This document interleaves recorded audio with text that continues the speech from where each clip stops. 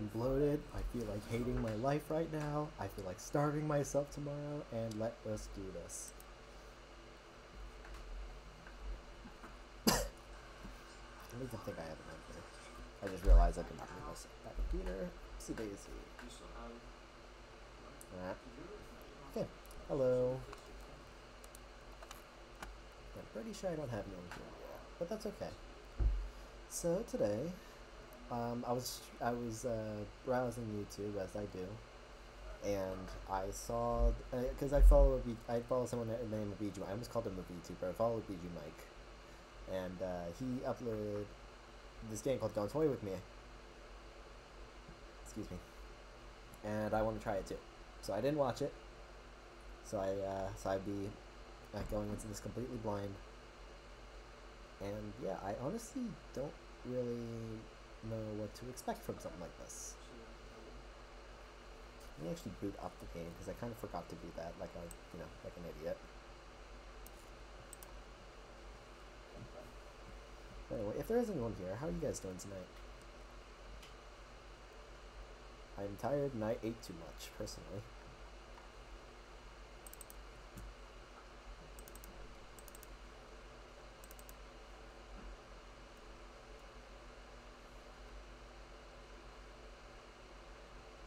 Also, I think I'm testing out something right now because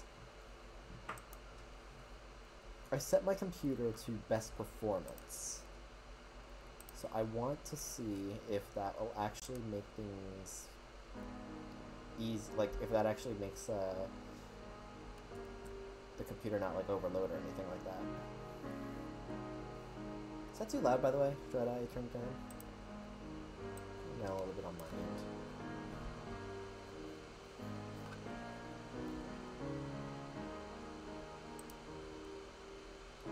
It seems to be working on the screen on my other monitor that I'm viewing this on, so I'm going to hope that this goes fine.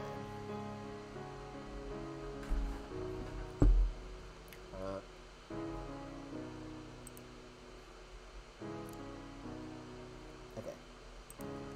Are we ready? Let us begin. Okay, so I'm treating this like also kind of like a story time because this is a visual novel, so I'm treating this kind of like a story time.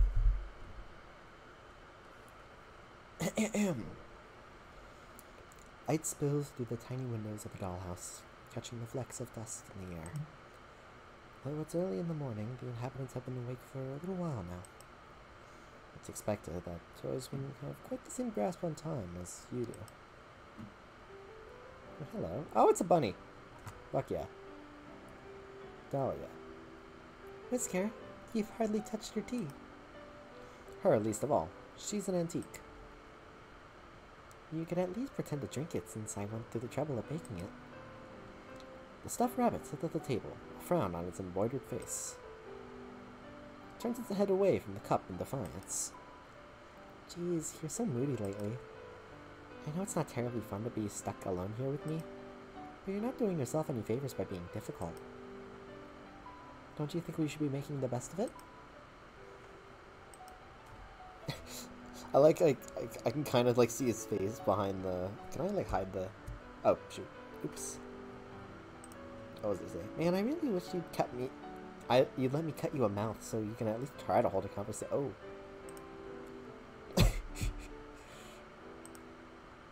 Bye. The rabbit scurries off across the wooden floor and down the stairs. Dahlia sighs. It was only a suggestion. I'm not gonna force you. I suppose there's another cup down the drain, then. Dahlia gathers a teacup and saucer from the floor to take down to the kitchen. Though Whisker has been in the house for quite a while with her now, he has always been terribly skittish. The kitchen holds the rest of the tea set, always ready for a hypothetical tea party, and thus far hasn't come to fruition. The rabbit wasn't about to sit at the table with her. Thinking back on it, she has trouble recalling who it was that used to sit there with her. You're listening right now, aren't you? I'm fairly certain I can hear you out there. Is she aware that I've been like reading this? This is another one of those self-aware ones. Why is my lip hurting all of a sudden? I don't know. The sound of large fingers gently tapping nails out on the outside of the house answered her question. She smiled softly. I don't like that expression. There you are. Maybe you could join me? I'm not sure how you would fit in here with me, but I would welcome you anyway. Perhaps you could let me outside? I would sit on the roof to be closer to you. You know better than to give her her way on that. The cracks on her face tell the story of a previous excursion outside the house. She is met with silence. Her smile holds patiently, for all of 10 seconds. And then she gets pissed off, doesn't she? Yeah. Fine. Then I won't be entertaining you either. If the urge to be reasonable finds you, I'll be reading in my room. Oh, shoot. Did my Wi-Fi disconnect? Okay, just disconnected on my Mac.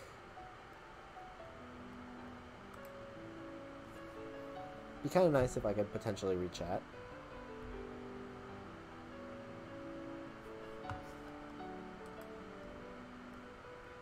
Please? Thank you. She storms out the kitchen and up the stairs. You decide to give her some time to cool off while you leave to run an errand. You have a feeling she'll lighten up when you retrieve your new purchase.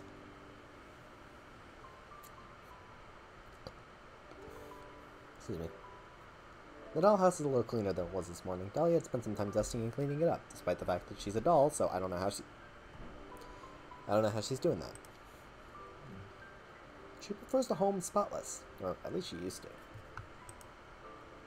Now it seems she settles for clean enough, and she never bothers with the attic anymore. She idly straightens the decorations atop a wardrobe in her room.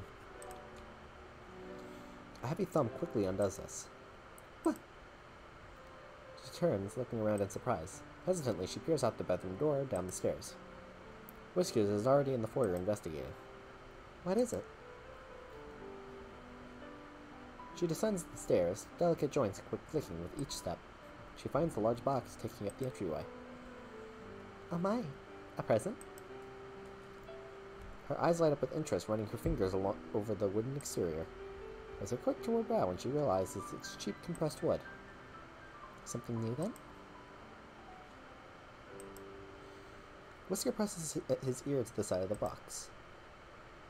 He hops back away when he hears a cough from inside, hiding behind Dahlia. What is it? She searches around the lid, unable to quite pull it up. She finally finds the hook on the other side and undoes it from the small peg that holds the lid shut. She practically throws the lid open, a bright smile on her face. Oh, Whisker, look! A new friend! Ah, is he dead? He does. I can't even tell. It's like he looks like every bone in his body's broken. I'm not dead. Oh, good. The clown in the box hangs limply while Dahlia drags him out of the box by his shirt. She's surprised to find he's mostly fabric with little structure underneath. His sleeves are half empty, tied at the seams with a ruffle. All in all, his head is solid, but his body is plush. It's kind of a weird combination. Like his head is like made of wood, but like everything else is made of like fabric stuff. Yeah, that's I don't know. Kind of a weird setup. Hello, new friend. My name is Dahlia, and this is my friend Whisker. The rabbit's ears lie back, looking none too friendly. He keeps his distance. I'm sorry for all the excitement. It's just been so long since we've had a new toy. Well, not had. Obviously, we don't have you. What are you actually? Oh, where on earth are my manners? What do you go by, friend? No, I don't go by friend. And I'm a puppet. My name is Huxley. Huxley? How nice. And a puppet? Why, that does explain it. Oh, let me take you to a chair. I shouldn't be holding you up the whole time like a little bear. With Huxley comfortably, situated in his chair at the table, Dahlia sits opposite him. She smiles, even though the clown looks so sullen. Here, have some tea. Oh, can you hold the cup?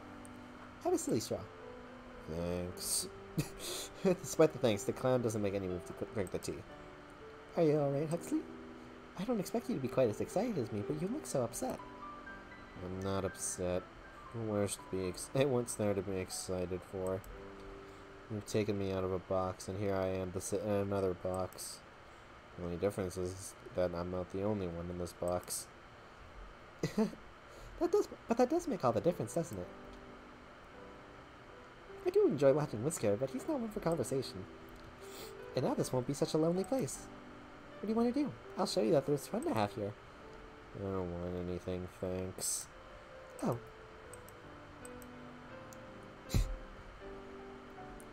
Huxley's such a mood. Well, surely that isn't true. Everyone wants something. Do you want some quiet? We could lie on the floor and watch the star projector. If that's what you like to do. No, we're trying to find something you want to do. Do you want to tell jokes? You are a clown. If you'd like. Did you hear about the clown car that crashed out of the middle of nowhere? There were 30 casualties. I don't think I get that one. Yeah, I'll try. I don't. Why is that? Why did that one get me to laugh? What do you get when you boil a clown? A laughing stock. Oh, that one's funny. Clown soup. Yep. I bet it would have polka dots too. Oh, let me try. A clown named Pakalexi goes to see a therapist. Oh, darn it, I messed it up. You're a funny lady. I like your... why does the face look like... I like your funny words, Magic Man. Oh, he smiled. Oh, don't stop just because I pointed it out. I'll start getting the idea that you're determined to sulk. Sorry. I just haven't told any jokes in a while. No audience unless I get brought out just for that. So I stopped. What's the point? The point of telling jokes? The point of coming up with jokes if I only get to tell them when someone gives me the time of day. I don't like being a puppet. The only choice I get is to not participate. This got real a little too quickly. So I started doing that. Opting out. Oh, so you just don't do anything? Nothing I don't want to do. Which I don't want to do much lately, so... yeah, kind of. He looks uncomfortable at the direction of the conversation. It's clear he hasn't had to explain himself at length before, especially when so withdrawn from everything. Dahlia, on the other hand, is clearly mulling this idea over in her head. Do you think you want to do more if you can get around better on your own? Since then you could go wherever you want and have to wait for someone to bring you there. That would make things easier for me. Oop, shoot. I accidentally hit the right. What happened? What happened? It's not responding.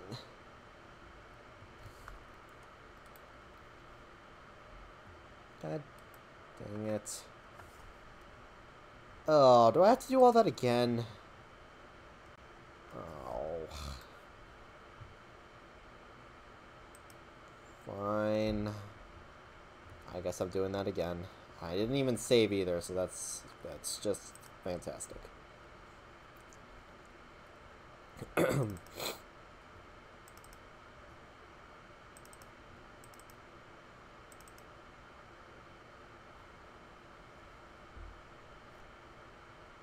On the bright side, it looks like the whatchamacallit is not like the I gotta do this again.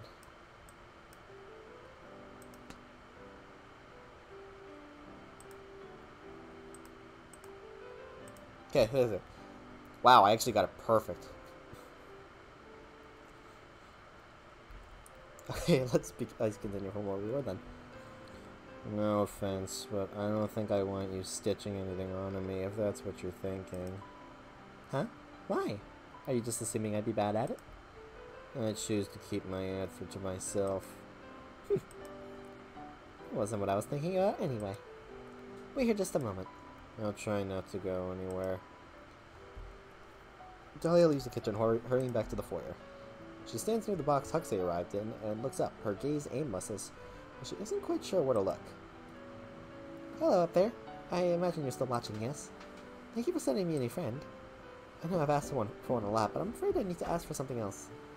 Sorry for asking so soon after I received this gift. But it isn't for me, so I hope that just might make up for it. So, do you think you could perhaps give me something to help Huxley move? Perhaps wheels? Or a wooden skeleton? Well, it's not like I have a choice. You suppose there couldn't be any harm in it. If the puppet really is so broken that it can't even keep her company, it doesn't do much good, does it? It'll have to be a modification so simple that even the toys can figure it out. You have an idea. Surely, with only a single item to work with, she'll understand what needs to be done. You place your gift in the box Huxley has arrived in. Dahlia looks on in surprise as she sees a large spring in the box. Oh, yes, this is perfect. Thank you so much. She eagerly plucks her prize from the container, needing both hands to carry it, so it's as long as her legs at the very least. Seems as it's a bit unwieldy. Perhaps it isn't the best idea to bring it near the TZ. She ends up leaving it behind and fetching Huxley instead. It takes the pair a few minutes to figure out the logistics of the attachment, but in the end it's sewn securely to the opening of Huxley's body. He takes a moment to get used to balancing on the spring. This is certainly different. I think I'm getting the hang of it, though. The stairs will take some practice. That's what the railing is for. At least until you get better at jumping. Perhaps soon you'll be able to leap out from the landing up to the upper doorway in one go. She laughs at the idea, but he seems very seriously considering it. Perhaps so. Everything else is upstairs, right? What about the back room? More stairs, unfortunately. That's the doorway to the attic. And what's up there? More stairs. The ceiling's silly. And some old odds and ends. Some things just really don't have a place in the house. But they still have to go somewhere. Perhaps we can eventually convert it into a bedroom for you. Your cruelty knows no bounds, Lady Dahlia. Making a man able to jump, then putting him in a room with a low ceiling. Ah, I didn't mean... I know, I'm only teasing you. For someone who wanted me to lighten up, you sure aren't good at recognizing a joke. Oh, don't tease me. But I'm happy to see you're in much better spirits. I am. I've never had something like this. Oh, did I skip something? No, I did not. I don't know. Voicing these characters is fun, though. No, it's just really okay. What do you mean? Nothing. I don't like being a puppet, so I don't know why I should feel odd about becoming something else. Like a jack-in-the-box? I would never. Heh. I mean to say I'm not getting back in that box. Of course not, but you will have to sleep somewhere. I suppose the box can stay here in the foyer. We can make it to a table or use it as a chest. I just don't want to have to carry it up to the attic. Whatever you want to do with it, it's not mine. But yeah, I guess this makes me a jack out of the box. Which I'd also never do. Dahlia tilts her head in confusion once more. Huxley spares at her any explanation of the joke. I'm actually feeling a little fidgety now. I think I want to give the stairs a try. Will you show me the rest of the house if I make it up? Of course, and if you can't, I'll carry you up. I'll make it up even if I have to drag myself up.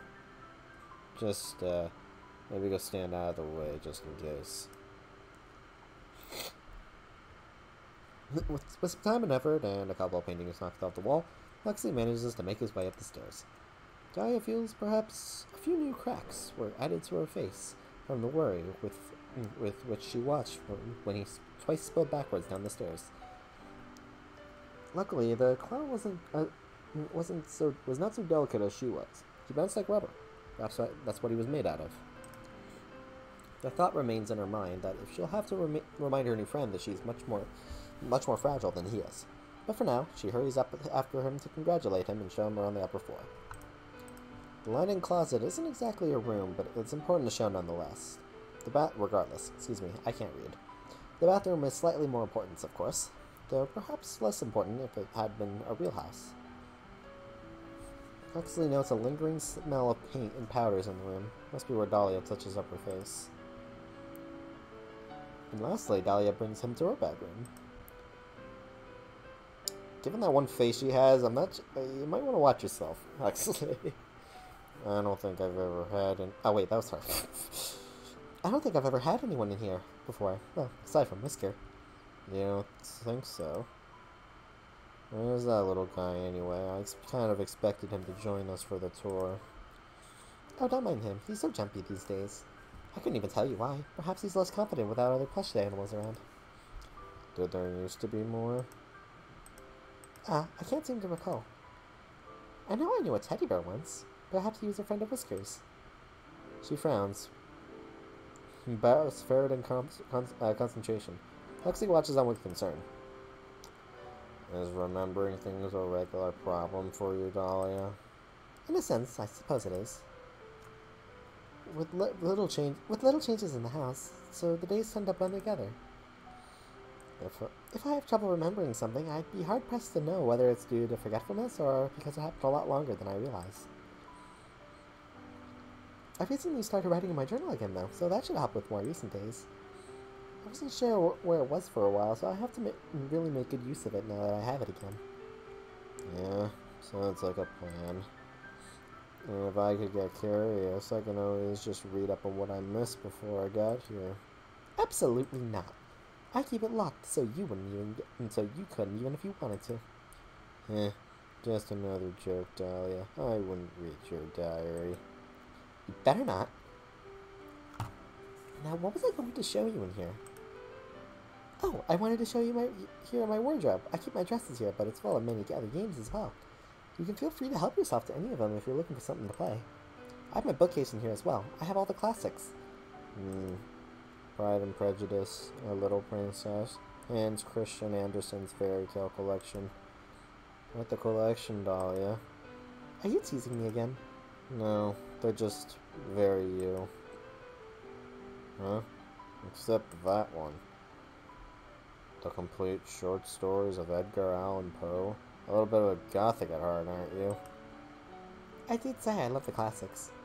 What about you, Mr. Know-It-All? You're making yourself rather well-read. I've just heard my share of bedtime stories in my day. And the others I've heard from a little of homework form. I have to say, it hasn't made me the most bookish kind of guy. Except maybe joke books.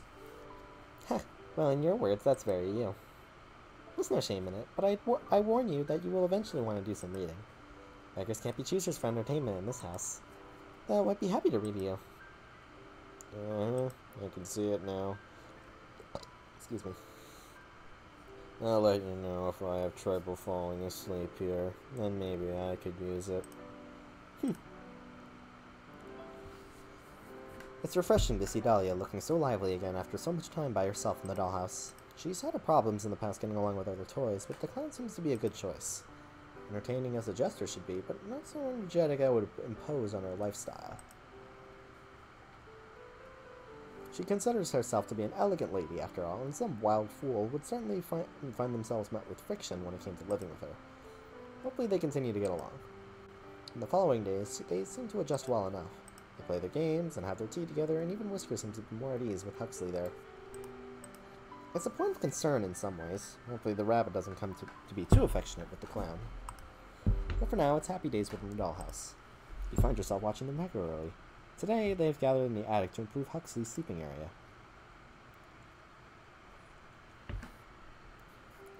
Let me get some water.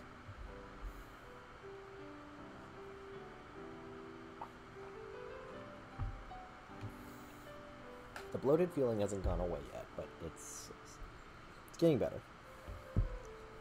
I'm sorry we don't have a better place to keep a lot of these things, though I'm happy the bed has finally seen some use. It's not too bad. The spiders have been keeping me company at night. Spiders? Well, probably just little mites.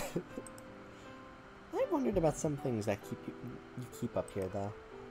Don't just change the subject after mentioning spiders. Are there really spiders up here?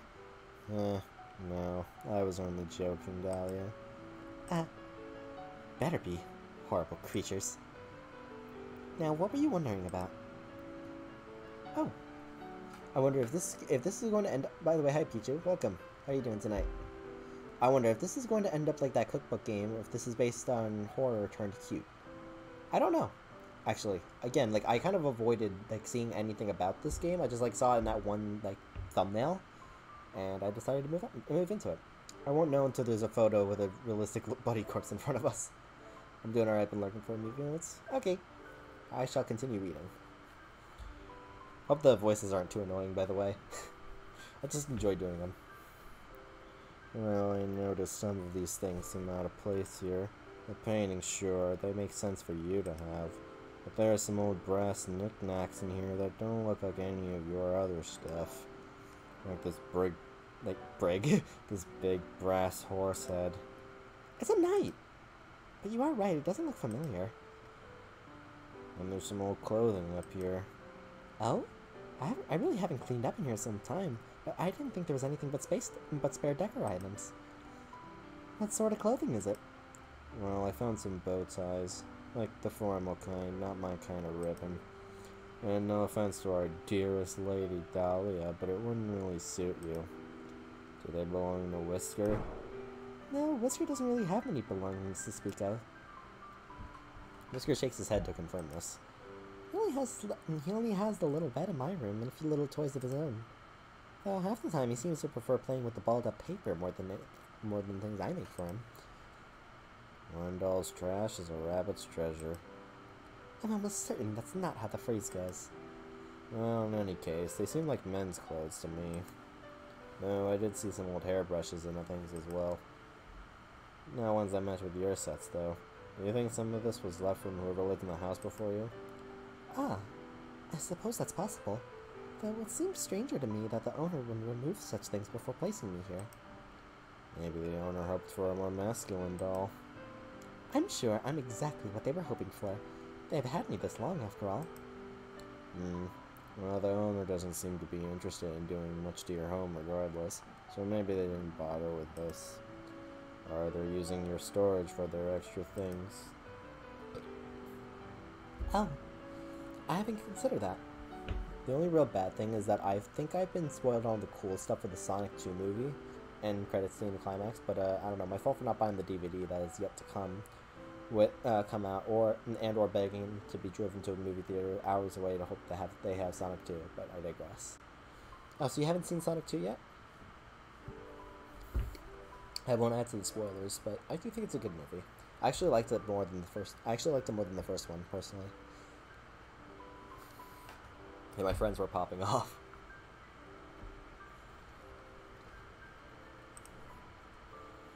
And they get quiet at times, but that doesn't mean they lack interest. They love me, and I love them too. You two should get a room then. Or I guess a house. Oh hush, there's no need to be jealous, Huxley. I'm sure they love you too. I'm still concerned about this face.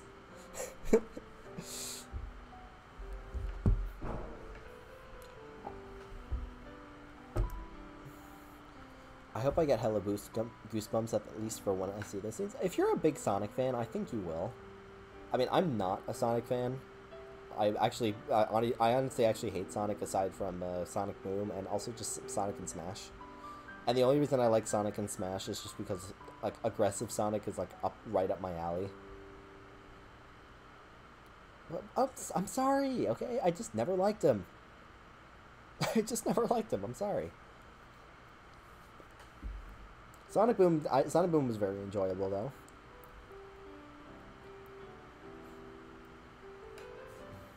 Although, when it came to that one, it was more like Eggman and Knuckles that kind of drove it home for me.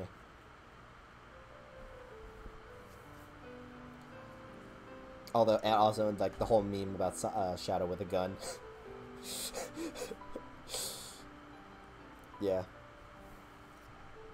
I grew up with Sonic since I was 3 years old. You know, another part of it, too? Like, I was mostly a Mario kid.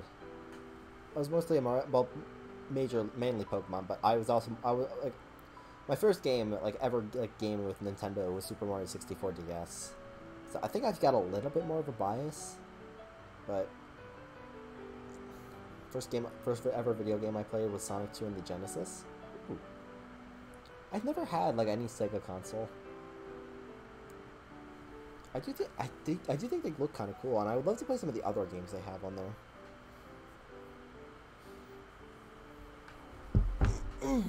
Okay. You wouldn't be living here if they didn't find something appealing about you. It must have been my sparkling personality then. Perhaps it was. Right. Well, I don't have any doubts that they're just tossing me in here for your sake if they really love you so much. How do you mean? Well, you've told me just a few times just how lonely it is without someone to have conversations with. And here I am. Well, I am happy that you're here, but I doubt it's just for me.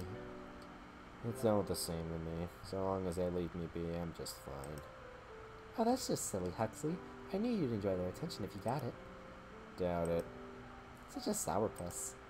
I suppose we'll find out next time if they do decide to check in on us regardless. I'll be holding my breath until then. The conversation comes to a stop as the pair go back to cleaning, but it leaves you with some thinking to do.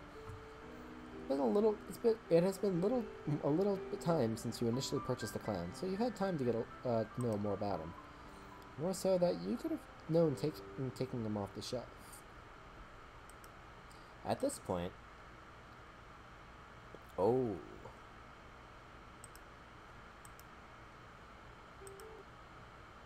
I did it again. Oh, I gotta remember, it's not the X. You're supposed to click the back button, not the X. God damn it. Okay. Well, who are we liking more? Are we liking Huxley or are we liking Dahlia?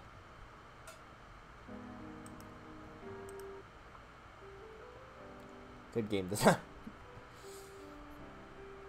It's no big deal. I got it fairly quickly. In all seriousness though, who are we preferring? I don't really know, to be honest with you. I like Dahlia's design better, but Huxley's personality is funnier. I've been here for like 10 minutes. I guess Huxley. Well, we saved. We can always go back if we wanna try something else. It would be a lie to say that the clown wasn't growing on you. Though at first you did only bring him to the dollhouse in order to provide Dahlia with some company. He's a funny little guy in his own way. Even if not always through his jokes. You have to start thinking of some ways to make him feel more welcome in the house now that you know Dahlia would be able to get along with him. Things are fairly peaceful in the dollhouse for some time after. You check on the toys from time to time, a little more frequently than you would if it was only Dahlia and Whisker in the house. It's more active than it has been in some time, so there's more to see going on. You decide you'll be adding some new things for them from time to time to keep up the level of activity. Try that piece in the bottom right there. Whisker leans forward against the table to move one of the pieces of the jigsaw puzzle. His little paw nudges it carefully down to fit within its place. Okay.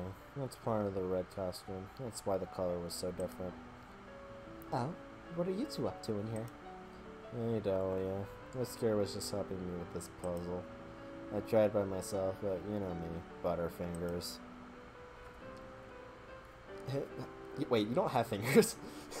Huxley says this as he extends one of his digitless stump arms from below before lowering it again. Oh, yes, I see. I really enjoy puzzles, too. You should have told me. I would be happy to help.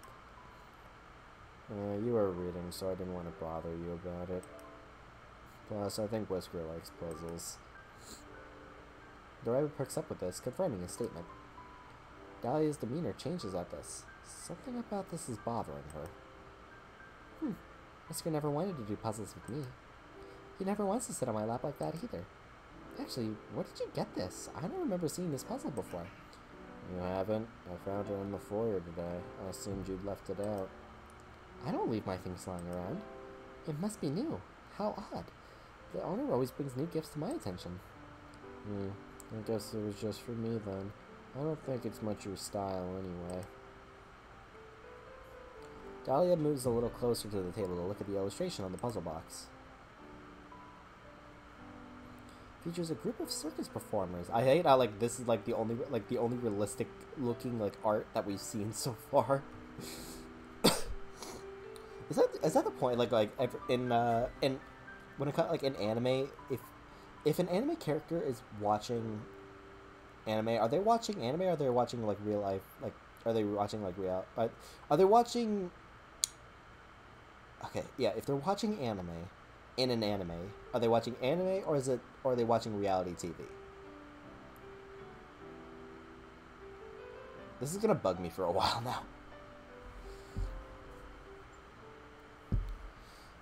It features a group of circus performers putting on a show in front of drably dressed audience. Their costumes are bright and colorful against a muted background.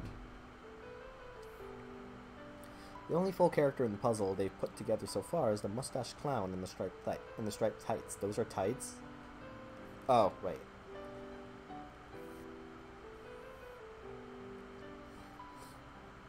It's hard to see because like it's blocked by the text box, but I think I see it.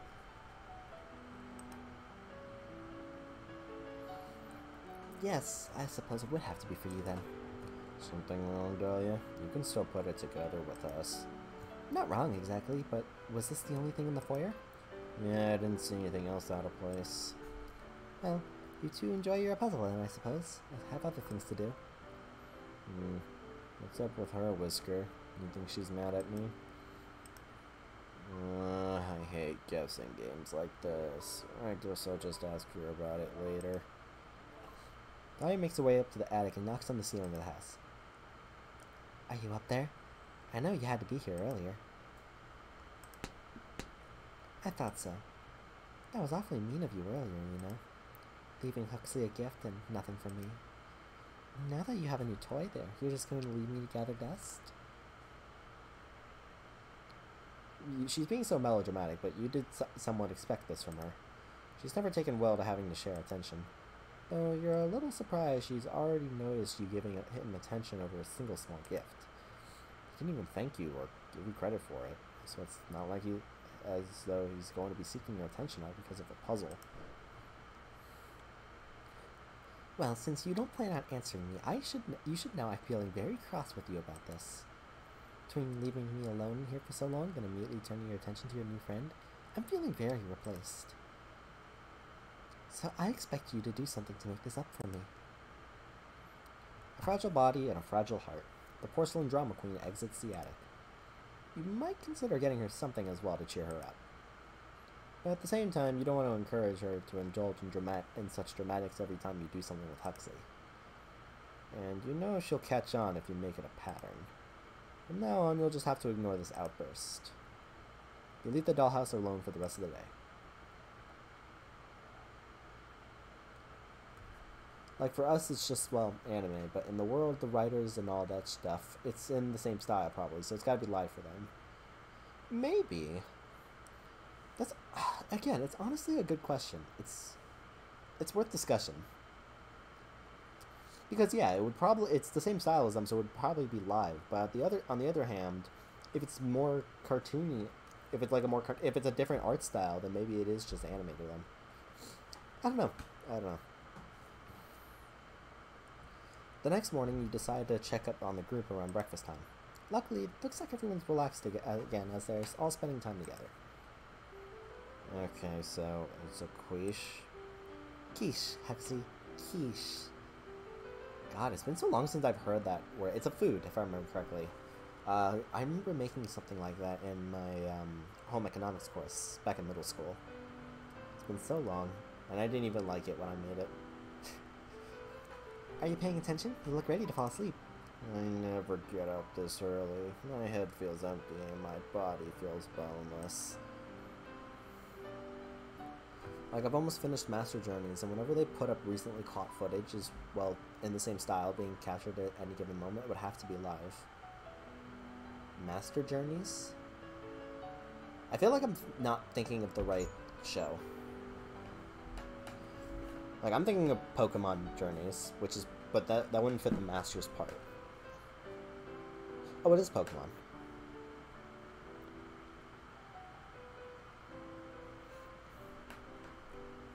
You don't have bones. And I'm not sure if your head's empty or not, actually. You have, like, glass eyes like mine? Wait, you're distracting me. I'm trying to give instructions. You know damn well I ain't watched no anime outside Sonic X and Pokemon. I actually did not know that. Watch more anime. I am obligated to say watch more anime. Sorry, Lady Dahlia. Please continue. Well, I was going to have you dice the vegetables for the quiche. But I'd rather not have you holding a knife while you're so tired. I don't think you can hold anything, period. Why don't you mix up the eggs for me instead? I'll measure out the other ingredients for you to mix it in, and you'll just have to mend the mixer. You now know damn well I ain't watching no anime outside Sonic X and Pokemon. Boo.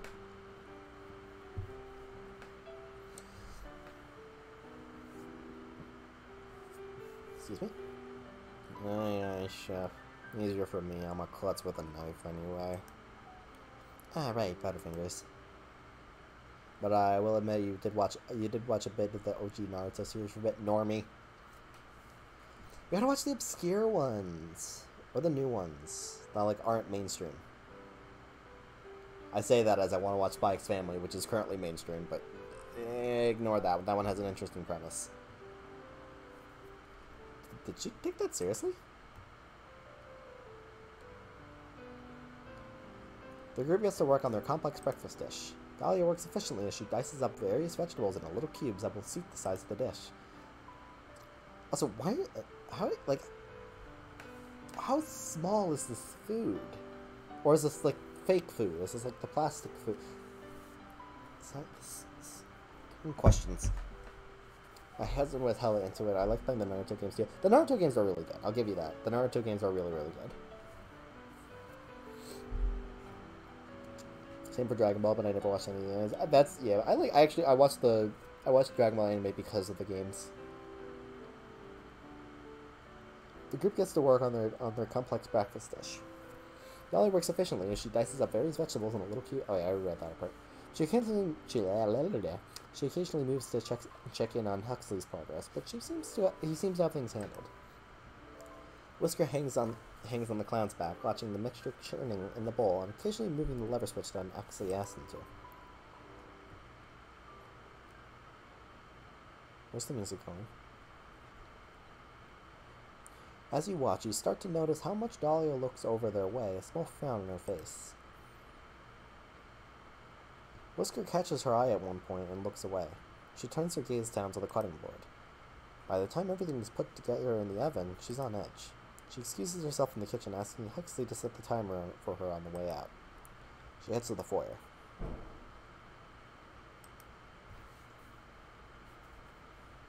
Stepping into the foyer, Dahlia spots a handful of items on the box-turned table that Huxley arrived in. A couple of colored balls, some silk handkerchief squares, also colorful, some oversized playing cards. Nothing she'd really be interested in. There's one particular ornate item among the group. She approaches and picks it up. Oh, what a cute little cane. I usually prefer parasols, but this is nice. Ah. I don't like that look. I don't like that look you're giving. As she turns the wooden cane over in her hands, she observes the metal handle at the top. It's fairly textured, made easy to grab even without wrapping fingers all the way around it. The flat top holds a little painted disc, painstakingly etched with a decorative H. Your work is detailed, even when working with small materials. You were very particular making this gift. She broke it, didn't she? The handcrafted cane line splintered in half on the ground. Whoa. Ah. What was that? Nothing. Didn't I tell you to wait in the kitchen? So, I don't have to. I was worried. You were acting weird. Are those for me? Dahlia kicks the handle of the broken cane behind her with the heel. Probably. Looks like all of it's for you. Whisker skitters across the foyer to Huxley's side, carrying the cane handle in his paws. His little plush steps went unnoticed by the larger toys in the room. Huxley takes the cane and looks to see what Dahlia was hiding. Jeez, Dahlia, what's your problem? Seriously, what did I even do? It's not you. I'm just upset with the owner right now. I was really angry, and I just picked up the cane. I was so mad that I hit against the box without thinking, and it broke. It was an accident. Bull. You didn't break anything else. You only broke something that was for me. Who's crying? I recently binge-watched like the rest of normal Pokemon Journeys. I gotta say, the Eternus stuff was hype as hell. I really liked it. I just gotta say, that felt hella right. Yeah, honestly, I relatively agreed. A lot of the things in Journeys was like hella flawed. I don't think it's bad. It's like my thought process with Ruby, like the show Ruby. I love Ruby. I love Ruby so much, but even I believe like it's hella flawed, but it's still got its enjoyable bits and it does some things very well. When it comes to both of these shows, actually, I think this applies for Ruby as well, and Journeys. Their writing, they focus so much on really good aspects of the writing that they completely negate the other parts of the writing, and it harms the writing as a result. And Sun and Moon is my personal favorite. I like XY most, personally. Although it's weird, I'm also not the best person to ask because I have a soft spot for Black and White, for crying out loud. It's not a good. Black and White is not good. And honestly, I don't like Sun and Moon either. To be honest with you, I like a good portion of Sun and Moon, but a lot of it like kind of just makes it hard for me to like it. Like most of the filler. But yeah. Huxley, are you crying? No.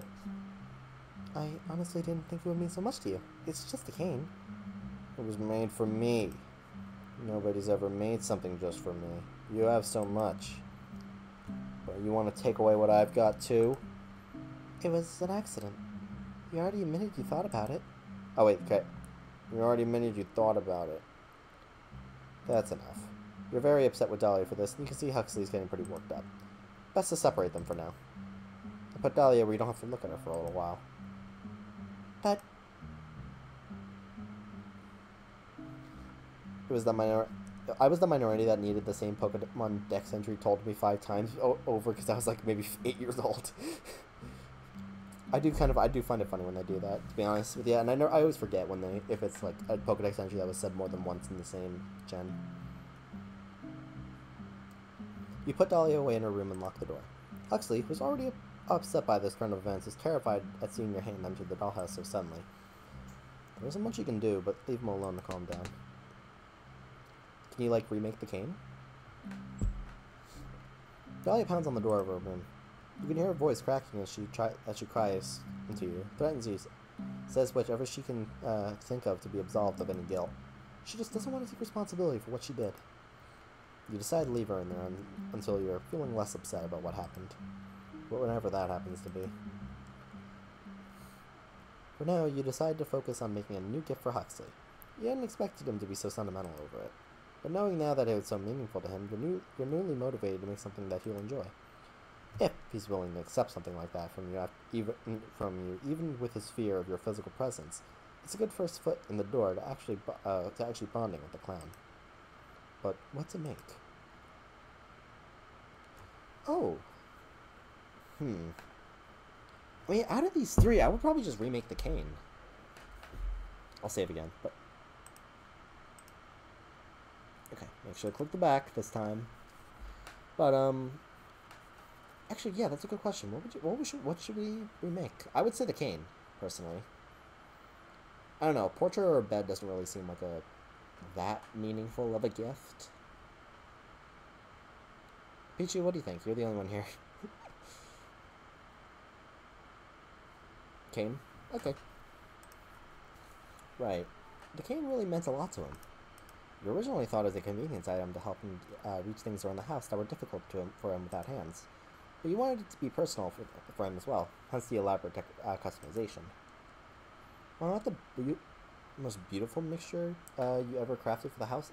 As a first for him, it still holds some meaning.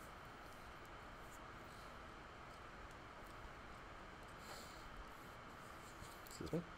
You decide to clear the remains of the old one once everyone was asleep. Then you'll make it anew. Over the next couple of days, you'll leave the dollhouse alone to work diligently on the king for Huxley. You imagine he would like some time without you looming over the house after what just happened before.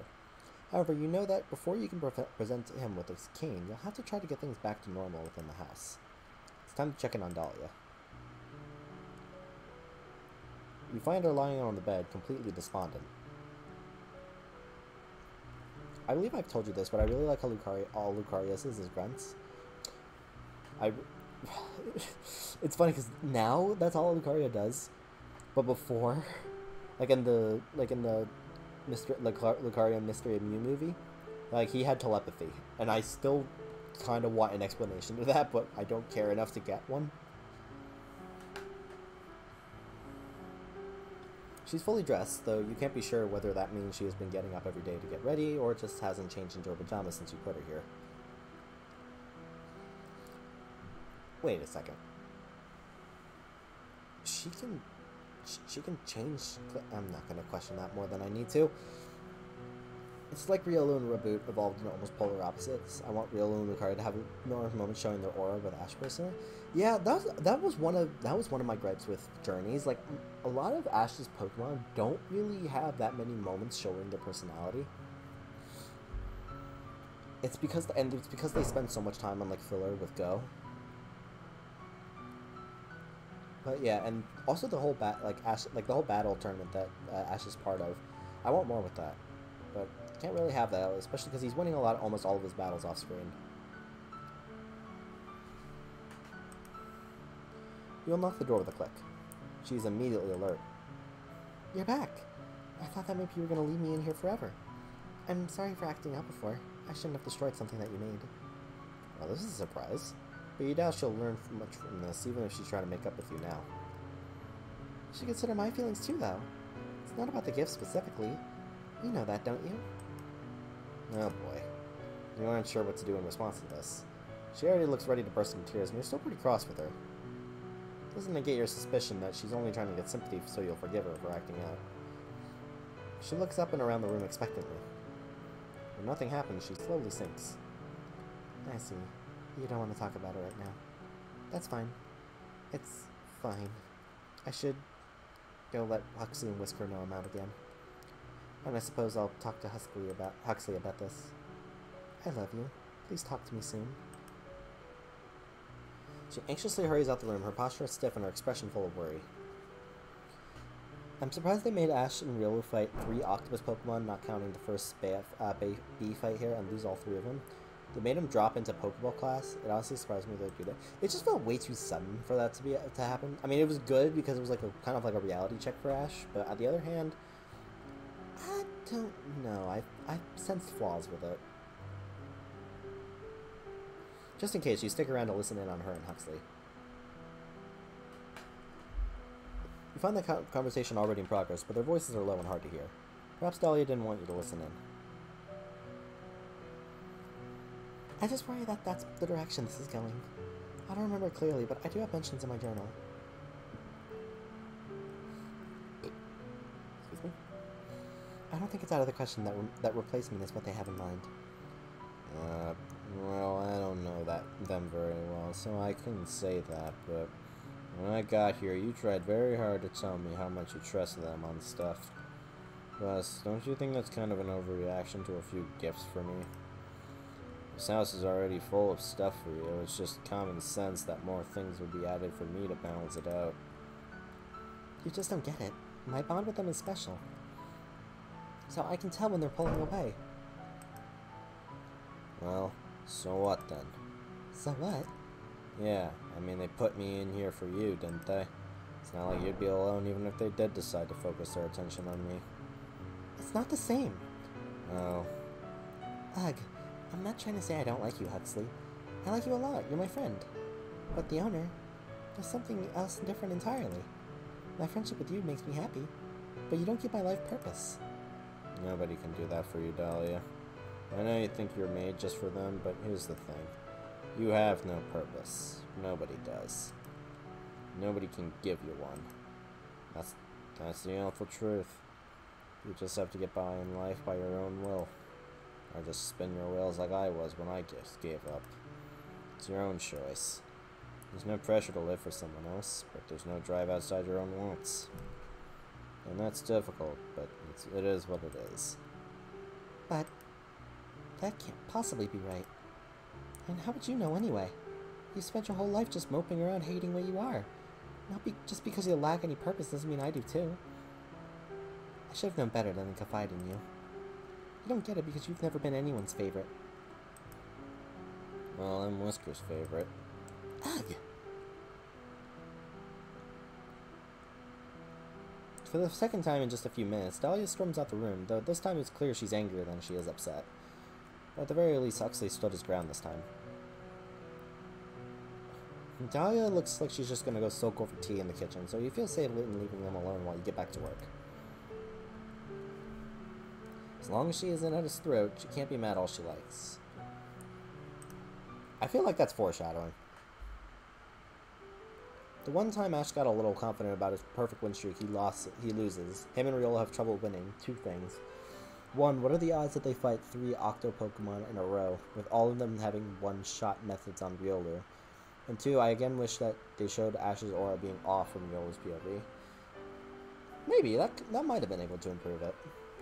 I don't know though, I feel like the issue's kind of lied elsewhere, mostly in the pacing. Oh wow. Today you finished your cane for Huxley. Rather than draw attention to it, you left it in the foyer for him to find. You're excited to see his reaction. He carefully picks up the cane. It's not a perfect recreation, but one you took a little more time with. Tiny relief carvings spiral down the cane. They aren't as detailed since scale is a difficult factor for you, but they were chosen with care. Stars and simple comedy and tragedy masks are your main motif that you chose. The masks do feature prominently on the metal handle as well, certainly more ornate than before. But you use the same H initialed medallion as before as the inlay. A careful reconstruction of the original gift with a little extra love put into it for makeup of loss of the first. He holds it in his arm, standing there in quiet thought before he breaks the silence. You're probably around, right? Right, there you are. Jeez, I just realized I don't really know how to talk to you. Especially since I've been avoiding you. You had to have noticed that. Sorry about that, and thanks for this. I really didn't think you'd care about me at all. Since it'd be pretty easy for you to just think of me as some object for your entertainment. Well, you surprised me. Don't think I'll be dressing up all swanky to match this, though. I'll just be for knocking stuff off the shelves and helping me up the stairs, and that's it. Hello again.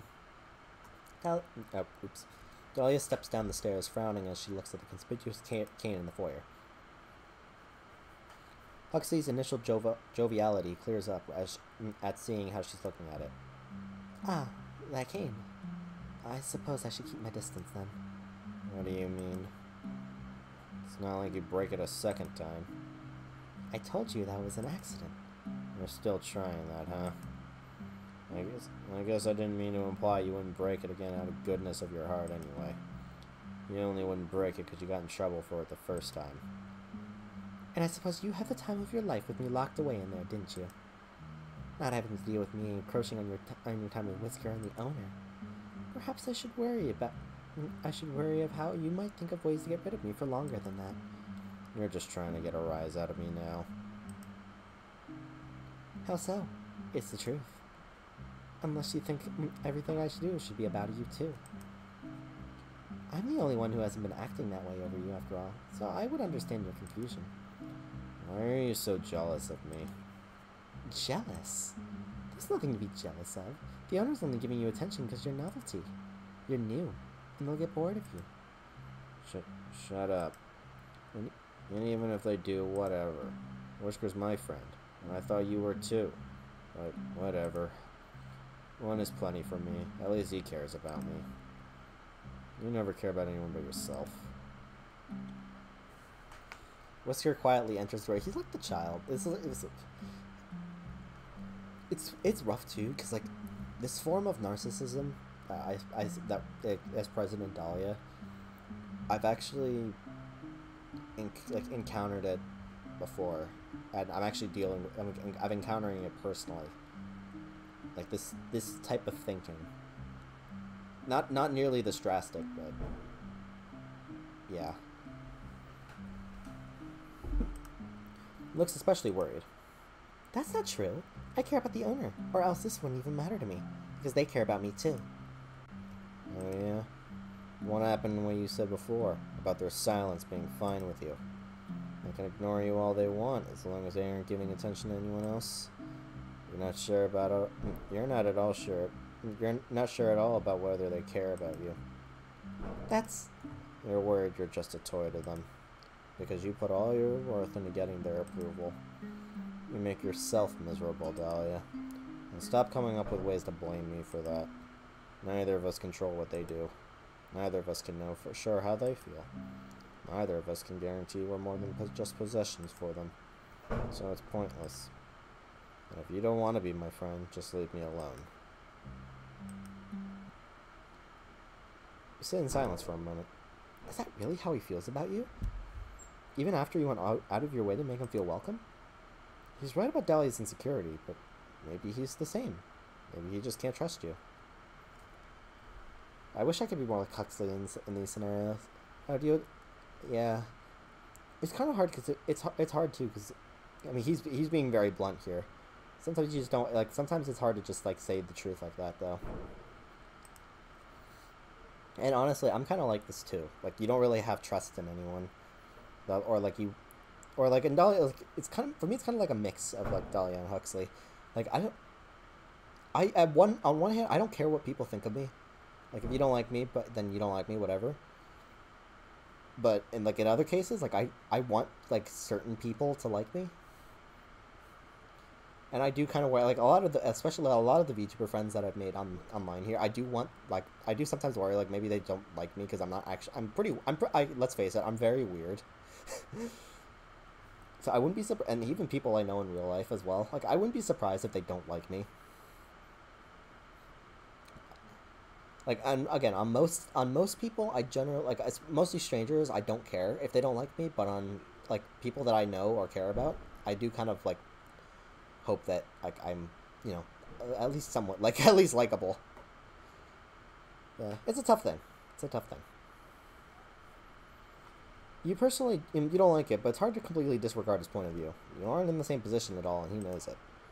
Surely he realizes how long you've dealt with Dahlia and her dramatics, though.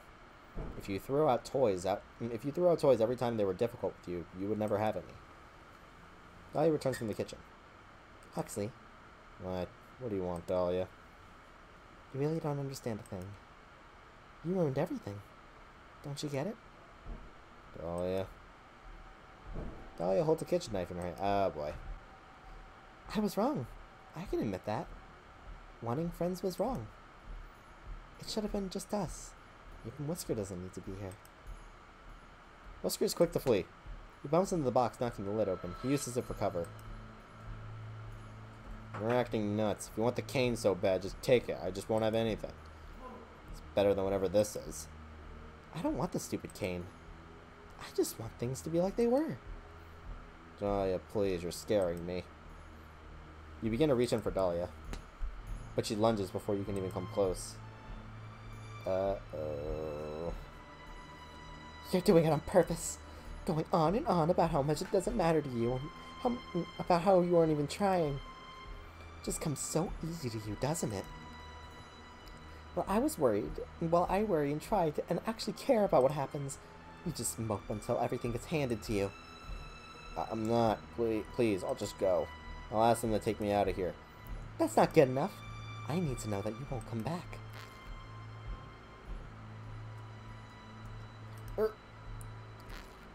Oh, yeah.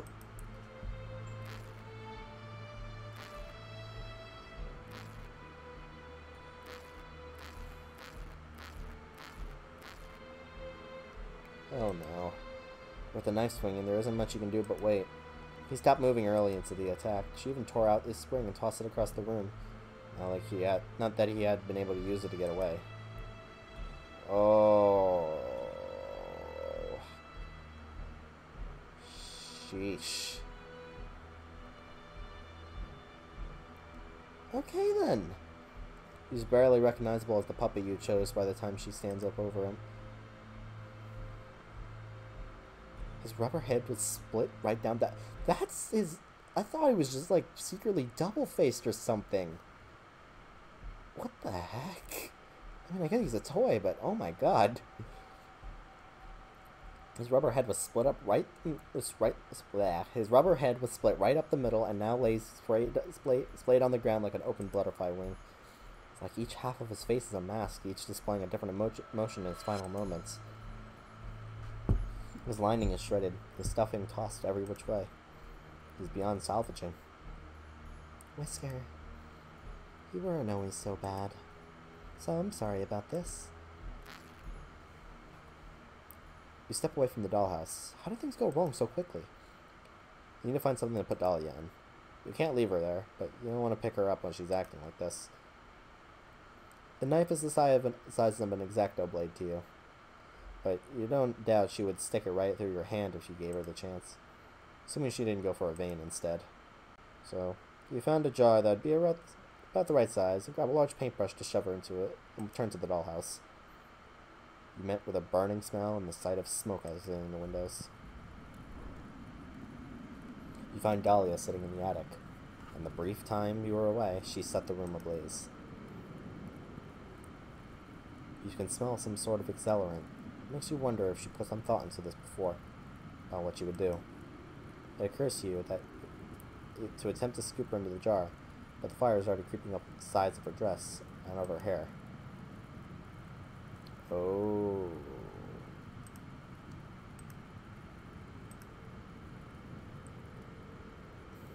What do you think? Do we save her or do we leave her? I mean, again, we always have options.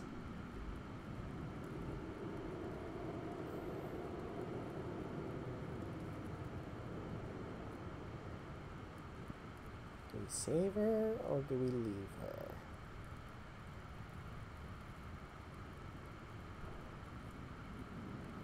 Save her for the purpose that she can't run away for the murder and house burning that she caused. Want to save her? Yeah, we can always choose to leave her again later. The dollhouse is definitely ruined. Huxley and Whisker are beyond saving. Horrible as she is, she's the only thing left.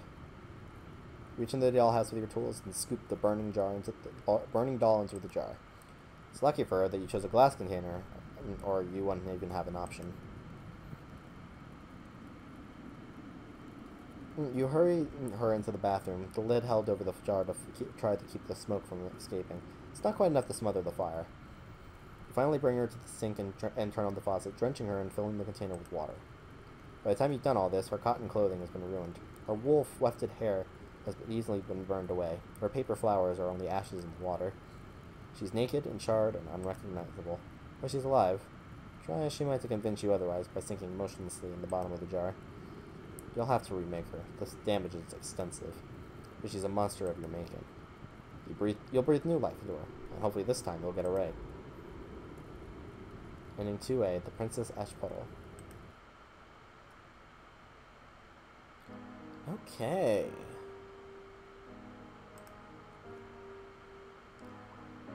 I guess what happens if we leave her then? Huxley was right in a way. She's in a hell of her own making.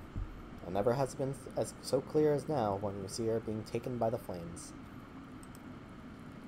Cracks form from the heat of her clothing, and her hair burns away. You look away. You start to think there was never a possibility of either of you being happy in this arrangement. Both a punishment and a mercy to let her burn. You leave to grab a pitcher of water for the fire. To scale, it's small and fairly contained. The only damage is to the dollhouse. Still, you move your paint thinners and repair supplies off your table and spritz down the surface with water to catch any stray embers. And you wait. You don't put out the fire until you're sure she's been reduced to nothing but porcelain debris. You take some responsibility for the situation. After all, it was your dollhouse. You were in charge of it. But things were clearly beyond any redemption. You're not sure when you'll be up to it, but you'll just have to start over fresh. A new home. Maybe new toys. And you'll be sure your control is known to be undefiable so that this never happens again. Ending 2B, the doll maker, the monster maker. Okay.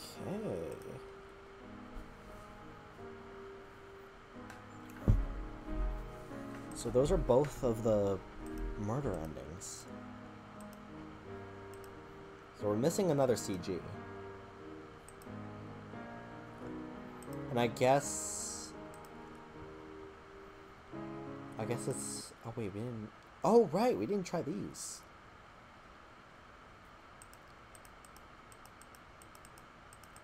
Okay, wait, hold on. Let me, Yeah, because this is the same.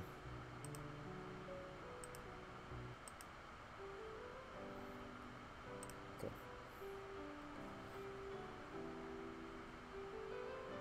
Today you finished your portrait for Huxley. Rather than draw attention to it, you left it in the foyer for him to find. You're excited to see his reaction. The portrait sits in his frame, resting on the box he arrived in. The two has taken using a clutter-catching table. You think it would be a good idea to hang it, since then they might feel obligated to keep it wherever you first placed it. You want him and Dahlia to find a good place for it in the house. Right now, though, Huxley simply stares at it, his eyes tracing over the colorful painting. You originally intended for it to make it his resting expression, the classic sad clown painting. You instead made the base portrait of the passive smile he often gave, seeing his moments of cautious optimism. You feel it represents him more truly that way. He eventually looks up from the picture, turning his head around the ceiling, as the toys tended to do when they're unsure of your presence. This is the same. I also don't think I didn't notice you trying to pretty me up in the picture. It's an awfully generous take on me. Ah, a new picture. There isn't quite room for it down here, though. I suppose if we are going to keep it in the attic, we'll have to take down one of my pictures. Nah, why not huck it in the attic, since you don't want to see it anyway? You worry about how that will go over. I don't dislike it, but what do you expect me to be excited about? Though I suppose you're quite pleased with yourself. This is my house, and I even don't have a portrait in it. But you show up, and, well, it's fitting there, and that should be a picture of you here and that, but not one of me. Maybe the owner will give me a miniature violin to play for you next. Oh, so suddenly you understand my feelings. Or perhaps you've already made up your mind about how I should feel and you're just directing me. And you're just trying to... Okay, is this the same? Yeah, I think this is the same.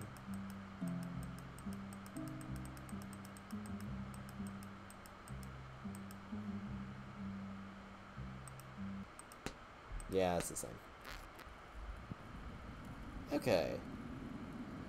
I'm assuming on their bed is also.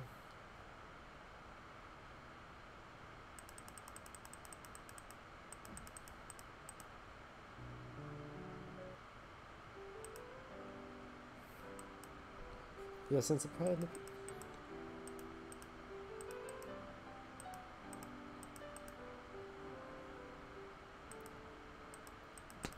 Yeah, this is probably this. Yeah, okay, yeah, this is the same. Awesome, I'm lugging this thing up the stairs by myself. You'll have to move it. It's taking up the hard doorway. I don't think it's gonna stay here. It's probably for the attic. Right, the attic. I suppose we'll just dismantle the old one to make room for the new one. I suppose I'll have to do it myself too, since you can't really help with that. Okay, yeah, this is the same. Okay, so it doesn't matter what gift you give, it's all the same. Gotcha. What about here? Because you can choose. Alright, let's try, because we said Huxley before, but you still feel Huxley is better suited as something of a distraction for Dahlia. Flawed little thing that she is, you wouldn't have kept her this long if you didn't have some attachment to her, especially with how poorly she gets along with other toys. She's quite lucky, though, in that even though she's so much trouble, you have quite the sentimental view of her. Hopefully the clown learns his place with time and stops bringing the mood down for her. If not, you can always make some adjustments. Excuse me. Man, Huxley's nice. Yeah, he's nice. I like Huxley. But nothing can last forever. It's clear that the honeymoon phase... So they are dating. So they might as well should be dating. It's clear enough that the honeymoon phase is coming to an end by the argument you find in progress when you check on the house today. Huxley, you've picked out our game 3 times in a row. We're going to play what I wanted today. You literally offered to let me choose. You can't say you don't care what we play and then take it back when you don't like what I pick. I didn't know you were going to pick the worst one when I said that. The worst one? You seemed fine with it the other day. But fine. Let's play this one instead. You like Parlor Detective, don't you? Are you serious? I'm just more in the mood for a word game. So you had a specific game in mind. I didn't realize which one I wanted until now. Not that I planned to argue with you. Could have fooled me. You're so sour, Huxley. I'll get the game set up while you're over there sulking. You'll feel better once we start playing. Hey, Whisker, what do you make of this? The rabbit looks up from his place on the little pet bed on the floor. He seems uneasy about being addressed in the middle of their tiff. Whisker doesn't even talk, Huxley. I know you're playing some kind of joke. Whisker. Oh wait, Whisker, do you think Dahlia already started the game without me? I'm still setting it up. Because I'm starting to think we're playing charades or ESP tester. Or maybe just mind games. I don't think expecting me to take me at my word requires you to be psychic.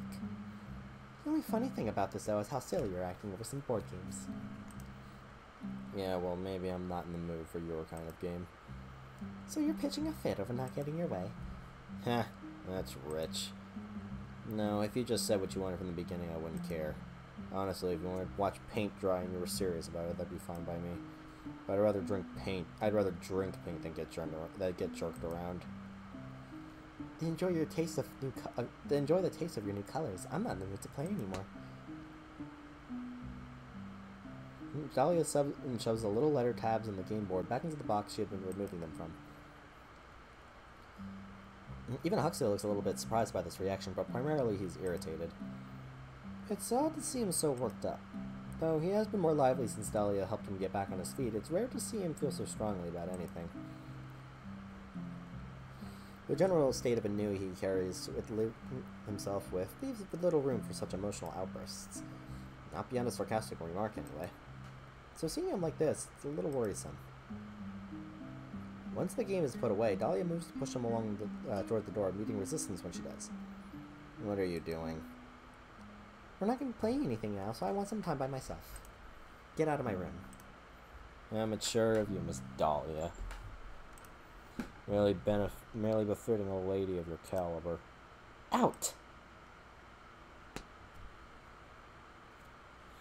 The clown finally exits the room and she slams the door behind him. With him gone, she sighs and presses her back to the door.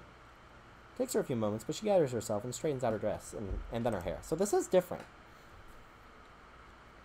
When she looks around, she sees Whisker's no longer in the room with her either. She sits down on her bed and takes up her diary and pen from her dresser.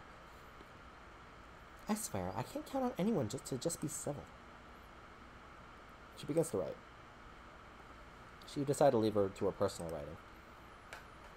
The next morning, you decide to check in on the dollhouse to make sure things have cooled off from the day before. Dahlia is waiting in the kitchen, presumably from the other toys. She seems to be lost in thought. With a distant look on her face when Huxley enters the room, you can tell by his expression he's wary of what she might say to him. Presumably, they haven't spoken since our fight. It's probably good that you're here to watch them, just in case. Good morning, Dahlia. His tone is flat, cautious perhaps. Good morning, Huxley. Dahlia's greeting is chipper, her tone sing-song as though she doesn't really even recall the fight from before. The clown is caught off guard for a moment by this, but regains his composure. I was just waiting to make breakfast. I assume Whisker won't be joining us, but that's alright. I'll leave out some leftovers for him. What will we be having today? You're leaving it to me to choose? Oh, sorry, I wasn't asking you. She must mean you, then.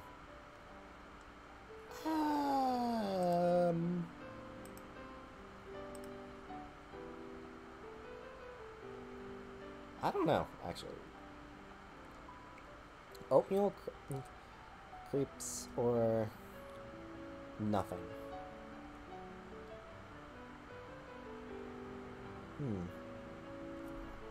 What do you guys think?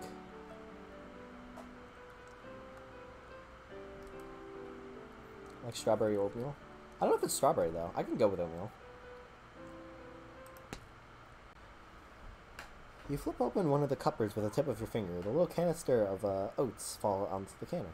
I don't know what you don't know what a crepe is? It's pretty good. It's pretty good. I recommend it. It's weird because I'm normally pretty picky with foods, but desserts and pastries are like generally like an okay for me.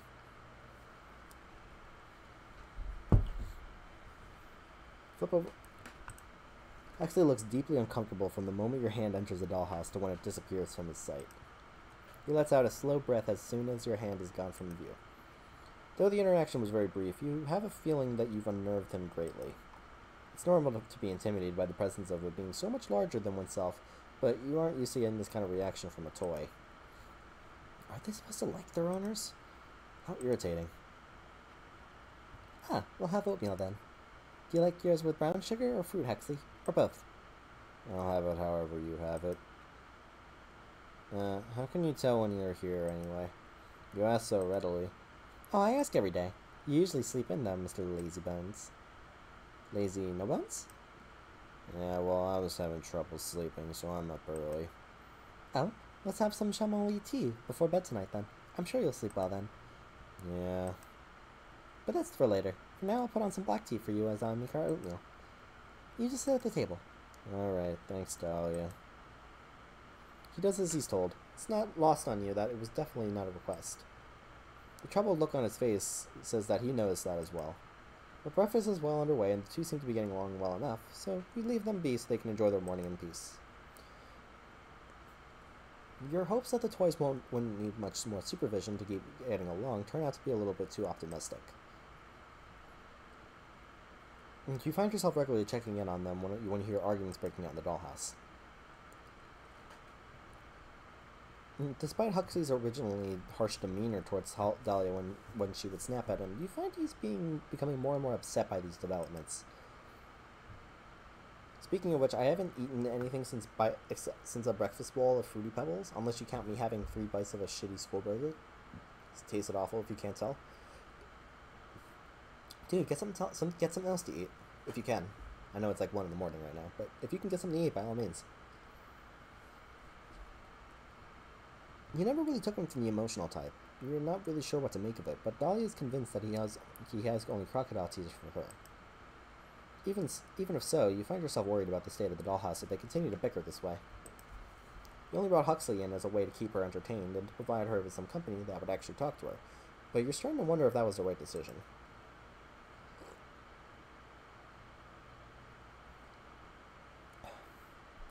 The mood in the house has become unhospitable, and you sometimes find yourself considering separating the two by adding an extra wall to divide the dollhouse. But that would hardly be a practical solution. Like every other day, you find yourself checking on the dollhouse when it becomes too quiet. You need to see what the two inside are up to. You see Dahlia is currently having some tea in the kitchen by herself. She seems fairly content, but you did hear another fight earlier. Plus, I have a family that's up, and I don't know if grabbing a cinnamon roll at this time will or won't rile up one of the younger. Fair. That is fair. I don't know. I don't know when you usually go to bed, but as long as you're not like going to bed directly after eating, like you can just sneak to grab it. If you're also if you're allowed to get one. If you're allowed to get one. You check the attic for Huxley next, expecting him to be moping by himself after another rough day, but he's not there. What's he doing in there? You watch in silence. I go to bed around this time to an hour from now. Oh, okay. I see. Whisker rests on the pet bed in the room, and his head turns to look at the clown as he crosses the room. Huxley brings an arm up to his face and mimes a shushing noise. A little difficult to do without fingers, but the rabbit seems to understand. He lays his head back down, and Huxley continues across the room. He's looking for the diary, isn't he? He lingers at the bookshelf, bending down to examine the spine of each entry there. He checks the born gates as well.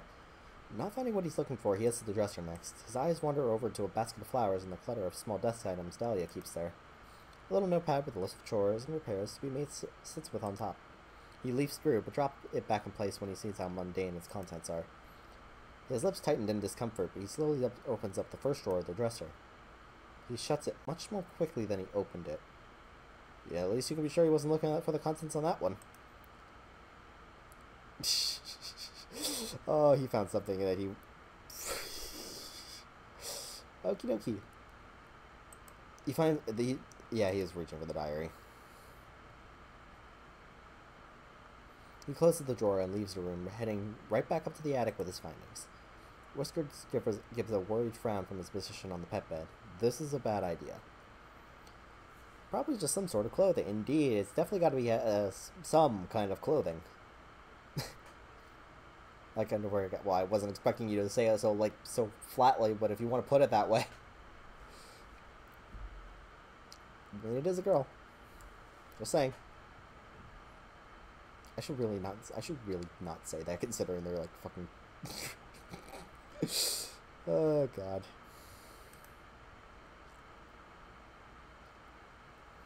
The lock on the diary is a minor obstacle. He simply uses a small knife from the kitchen to cut it as close to where it attaches to the book as possible. It can just be glued back into place. Huxley opens the book and sets it down on one of the dusty boxes so he can read it more easily and turns the page. How are you going to read the pages? His touch is careful, aware of how suspicious it would be for any of the diary pages to be ripped. Though he notices right away some of the older ones are missing. You originally had taken those out for Dahlia, but now you're glad you did for an entirely different reason. You never thought about the other toys snooping. XXX 19XX. Dear Diary, I can't seem to find my old journal, so we'll be starting fresh.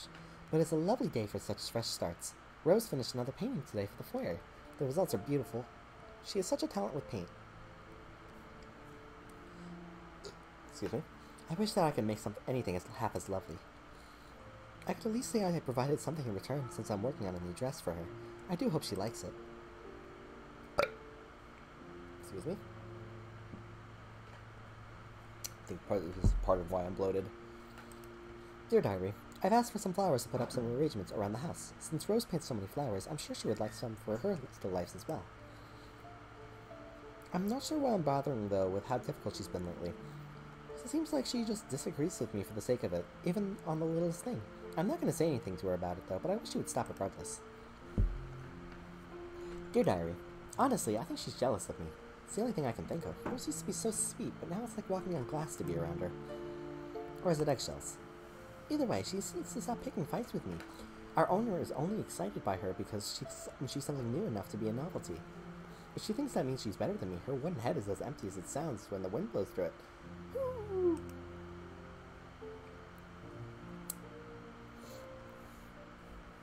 You know, that reminds me of how I was told this story by my new PE teacher, one old one that retired midway through the year. Hope he's doing alright. But one time his wife or something told the class they thought that they were going on vacation. Like they thought they were going on vacation, but it was like just like a rumor, or like... I'm realizing how much I say like. A crude painting of the doll's head with wind blowing in on one ear and out the other adorns the next page. A couple after that are removed. No, they were? Ah. So, like... Huh? Is there more to the... Oh, was there more to the story, or... I'm terribly lonely here. I think the owner sent Rose away due to my complaints. I haven't seen her in days, and they won't answer to me about her whereabouts. Or has it been weeks? I'm not sure anymore. I suppose it can't have been days, since I'm already having difficulty remembering exactly when we last spoke, even picturing her face. I bet she'd left behind some self-portraits. I miss her dearly. Huxley frowns and skips ahead past many pages of mundane daily goings-ons around the empty house. They range from cheerfully recounting of craft projects to desperate letters to no one expounding on her loneliness. Dear Diary, a new home with new faces. I was able to bring home a few things with me, but it feels quite frightening all the same. Luckily, Lucille has been a gracious host. She shares everything with me with an eagerness that tells me she has been lonely as I have in these past years. Though I don't enjoy sleeping in the attic. It's rather eerie up here. I feel terribly out of place. Maybe if I wish hard enough, I'll return to the home I know.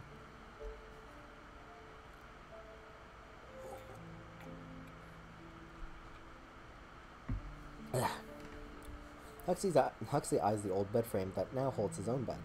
He just assumed Dahlia had always lived here and it was her home. Lucille is not what I thought she was. She's so cruel when she wants to be. Today we sat on the roof together to see the stars. She pushed me. The owner doesn't believe me. They replaced the arm that was damaged, but my face can't quite be restored. My eye. I feel so broken beyond that, though. Perhaps I'm just very unlucky, but nothing ever quite works out in my favor. If I can convince the owner of what Lucille did, perhaps they'll actually do something. But until then, I'll just be avoiding her, lest I say something that would further prevent any sort of peaceful resolution. She deserved it. They wouldn't have done it if she didn't. The puppet stares at the pages, chewing his lip and looking deep in thought. He leafs through the next quiet stage of Dahlia's life until he finds another name. After so long, the owner has gifted me new friends. Theodore and Whisker are a delightful little pair. I would never say so to them, but I'm a little disappointed that the owner didn't think to bring me a doll like myself. But Theodore is still a kindly gentleman, even if he's rather fuzzy. And Whisker knows so many tricks. Such an agile little thing. I'm sure we're going to get along grandly.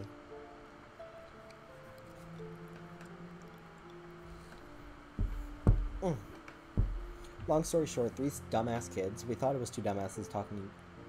Another one broke into it. Broke into my teacher's daughter's window, who was like 6 at the time, and looked through the house, including both my teacher's wives and both of your teacher's polygamy, and his daughter's specific clothing drawers, like a normal person would do, of course. They end up getting caught, but they have $5,000 in fees, and they're still occasionally paying it to this day. Oof. Yeesh, that sounds pretty bad. Breaking and entering too. Like, I'm surprised they didn't get arrested for that or put in juvenile.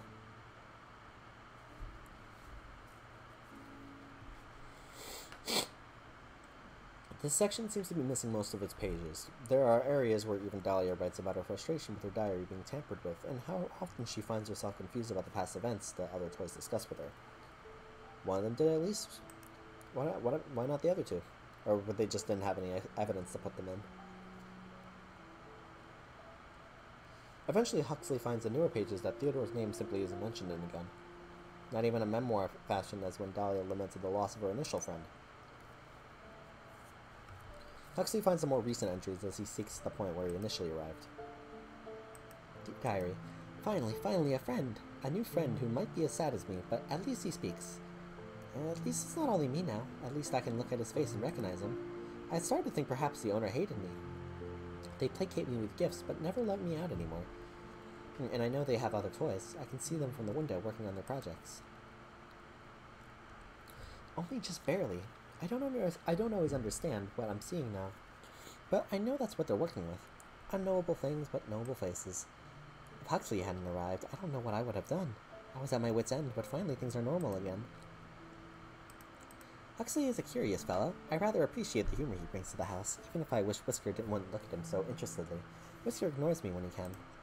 But I'm happy to share my books and my time with Huxley. I don't know if he understands our situation quite the same way that I do, but he likely already knows that there won't be many more toys added to the home after him.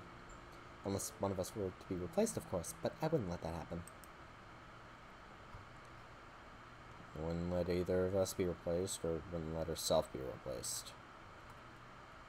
The rest of this is just about things we've done together, though she does kind of talk about me like I'm stupid, I guess, like she thinks I'm stupid or something. They went through the gun drawer, left them out in his yard, stole his wife's jewelry, invaded underwear drawers. They were like double the... Oh no, they were double the age.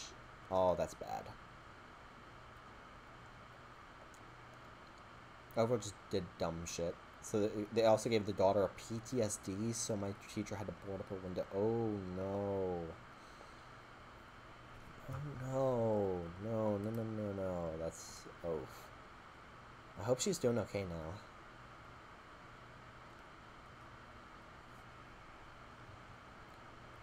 Huxley frowns and finally closes the diary. This was a waste of time. And I have to fix the strap too. I remember seeing some glue in Dahlia's scrapbooking supplies. I'll just use that.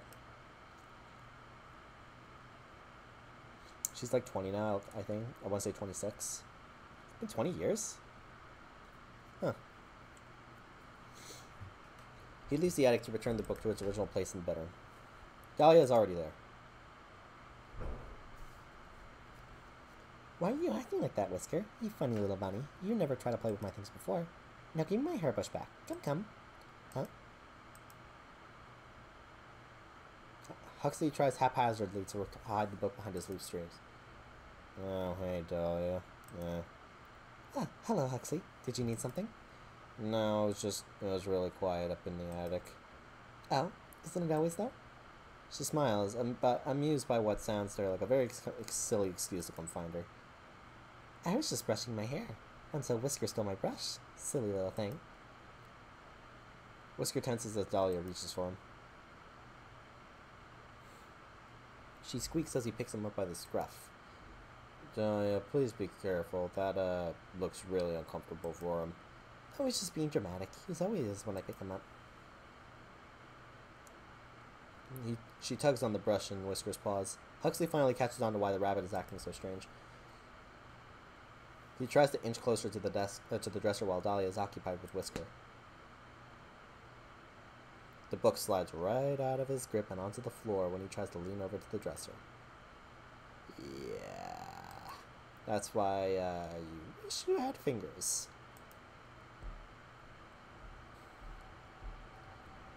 Uh-oh. Dahlia drops Whisker, her eyes trailing right down into where her diary lies on the floor. She looks stunned, but only for a moment. What are you doing? Dahlia, That's my private writing. What's wrong with you? Coming into my room and stealing things? Horrible creature. I had my reason, okay? I'm sorry. I shouldn't have done it. What reason could you possibly have for rifling through my drawers and violating my privacy? I share everything with you, Huxley. I should at least have some of my own thoughts to myself. I wanted to know what was going on in your head. You've been getting real mean with me lately. So I thought I'd just have to see what I'm doing wrong. If it was me or you. Or if I was doing something that was upsetting you. I should have just talked to you about it. You're accusing me of being mean when you've stolen from me? And just how have I mistreated you, Huxley? This is my home and I'm sharing it with you. I made you food and I play games with you. I even fixed you. I wasn't broken, you know. And that's part of it. You do things for me, but then you act like I owe you. Like you're counting how many favors you've given me to turn in later. Plus, you get so angry about everything if it doesn't go your way. I don't want to feel like I have to watch every little thing I say or you'll get upset. Yeah, unfortunately, this is a very common... It's very common when it comes to manipulative relationships. Like, and I don't know if you guys know about a guy named by the name of Onision, but he did this too. Thankfully, like, people know what he's like now, so they don't give him the time of day. But in the past, he would do like favors for people, like paying for like their plane tickets if they want to like fly out to do videos with him. And then he'd like treat them like, well, then you should pay me back for the plane ticket that I bought you. It's a terrible thing. It's a terrible, terrible thing.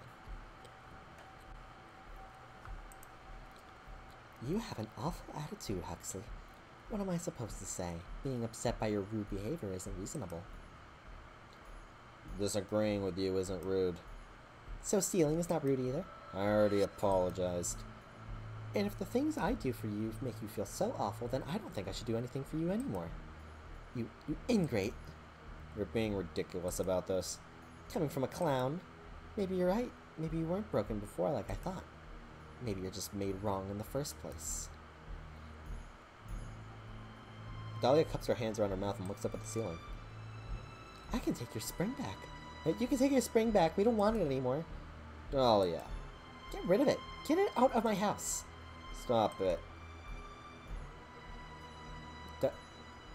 Huxley shoves Dahlia backward, causing her to stumble. She trips over Whisker, who scurries to try to get out of the way.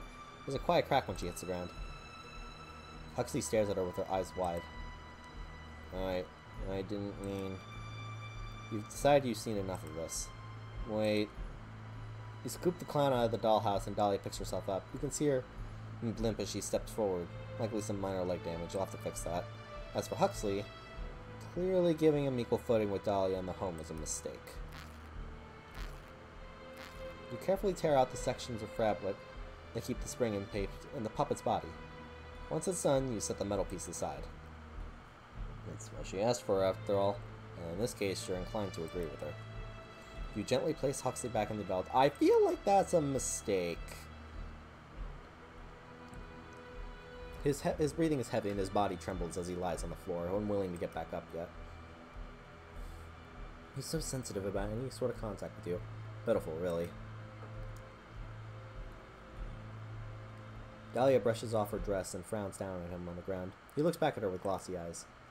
Oh, yeah.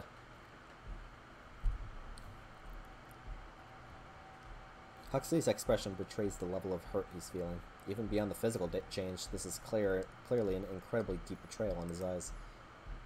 What? We got by that before.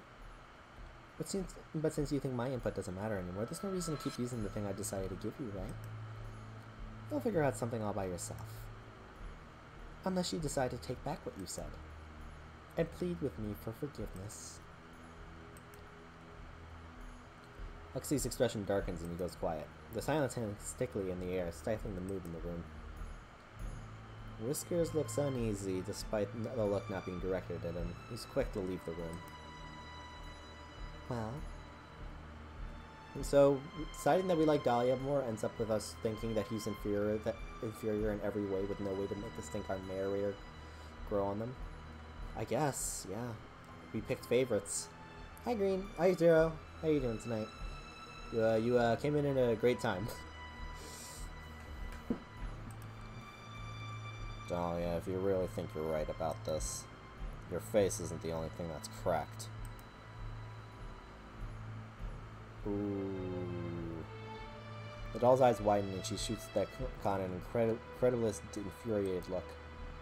Is that so? I guess I'll be taking the attic back as well. You came with a room anyway, didn't you? You can sleep in that box. How about you give me your bed instead, since you'll have to sleep in mine if you want to keep me out of it. You're so ridiculous. I thought we were friends, but your jealousy clearly is too much for you to overcome. It's such a pity. Why couldn't you just play nicely, Huxley? I was playing nice. That was my mistake. Just watch yourself if you're thinking about getting me with me, Harlequin. You know, our other friend would be quick to punish you if you raised a hand to me. Huxley's eyes search the room, passing over the ceiling and the windows. He knows you're watching, which he should. You don't want him getting any ideas considering you have already confiscated the spring. And just like that, he seems to lose all energy. You're right. It's pointless. Mm-hmm. So why don't you go crawl back in your box?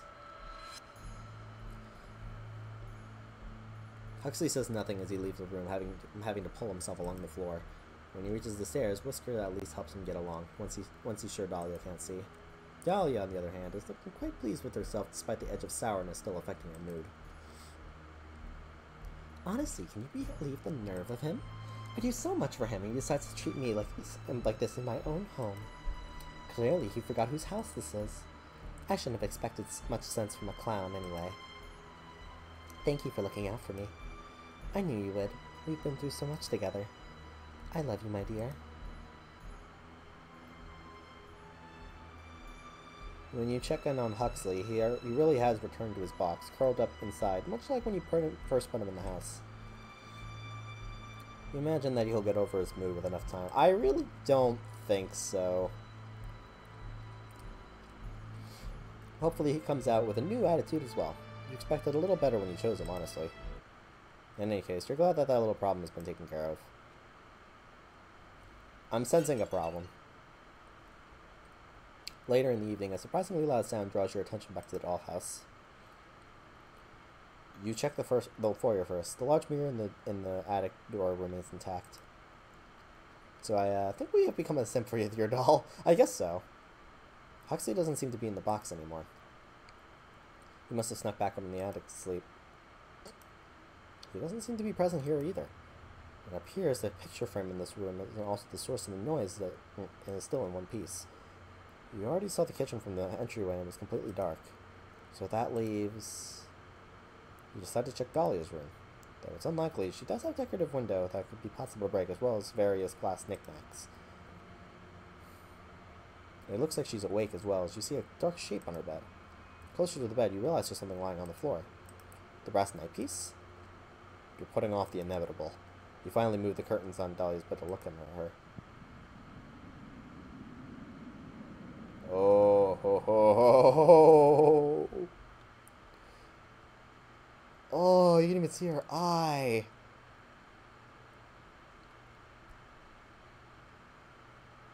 Oh, no. It's really hollow in there. You're here already. I kinda expected to see you in the morning. Whoopsie. I guess it's a little awkward for you, isn't it? You look at Dahlia's remains on the bed. One of her glass eyes rests on the comforter. You painstakingly replicated her original one after she was first damaged. Now there isn't even a face to house it. She's only porcelain. But somehow the side of her head completely disfigured like this still feels horribly cruel.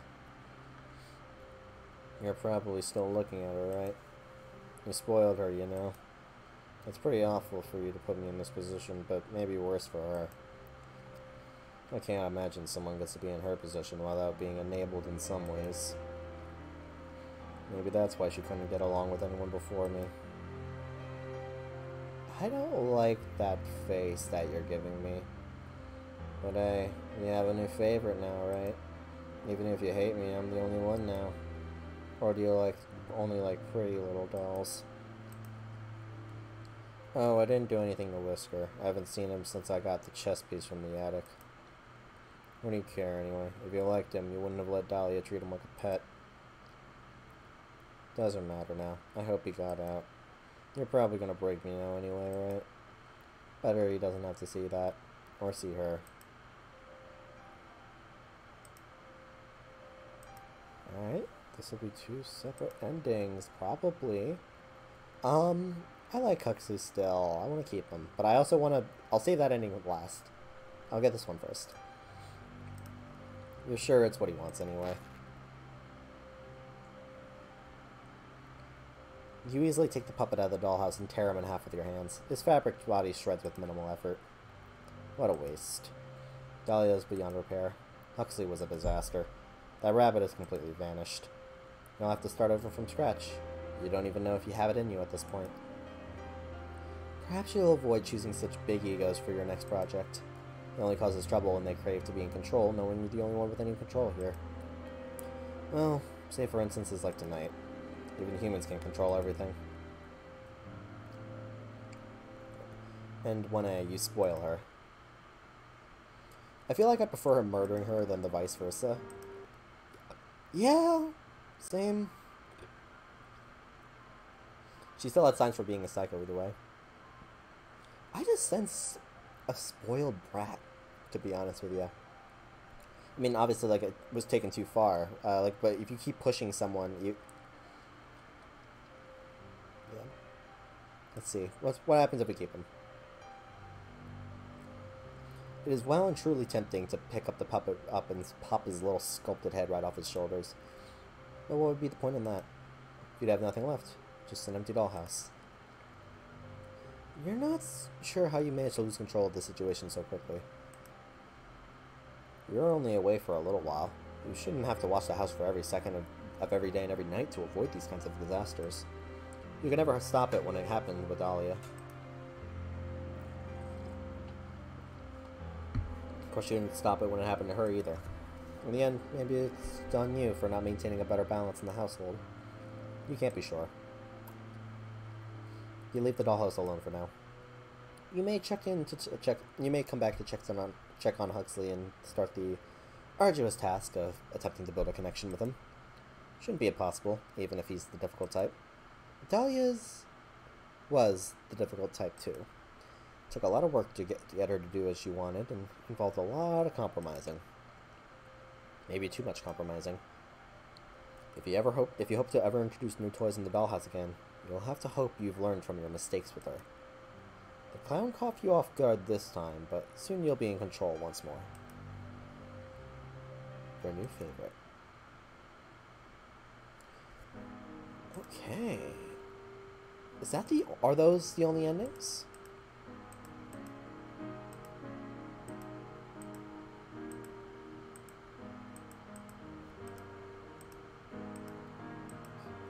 Hold on. I guess let me before I call it, let me just check let me just check to see if these are all the endings.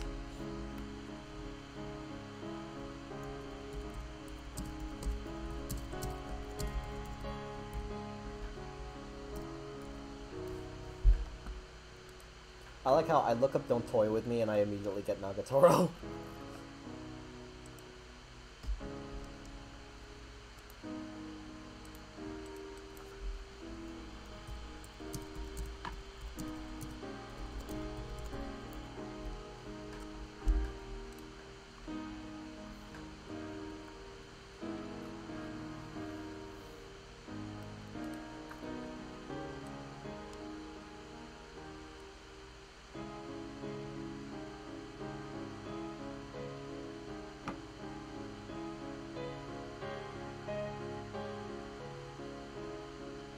Yeah, I guess this is it.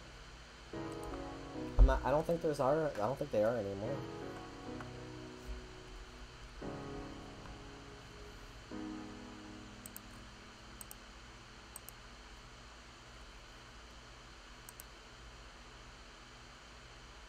Is this concept art?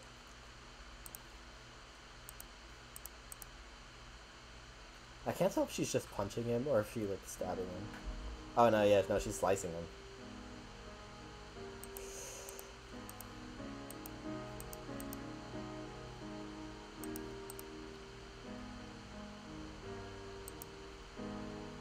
This is all concept art.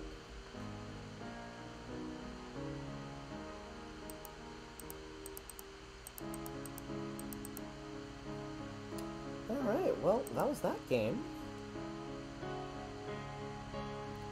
That was pretty fun. Alright. I did want this to be a relatively short stream, so I actually am going to be ending it here. But I retweeted some Greninja. Oh wait, I guess that's all. Felt like I should ask. I retweeted some Greninja art like yesterday. I thought you might like. Oh, cool! I might check it out. I thought it was cool. At least if you want to see it, that was interesting. Good artwork. It's short, but that fits tonight's stream, I guess. Yeah, I would like to do more games like this too, because this kind of thing is more fun. It's a lot of fun for me because I always like enjoying like voicing the characters while also getting a bit of a story time. But okay, should we raid today? Alright, I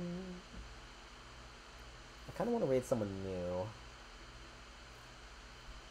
How about, I followed someone a little bit ago. Her name is Chance, I think. And I think I followed her because I played Pokemon Unite with her. She's actually playing Pokemon Unite right now. So, why don't we raid her?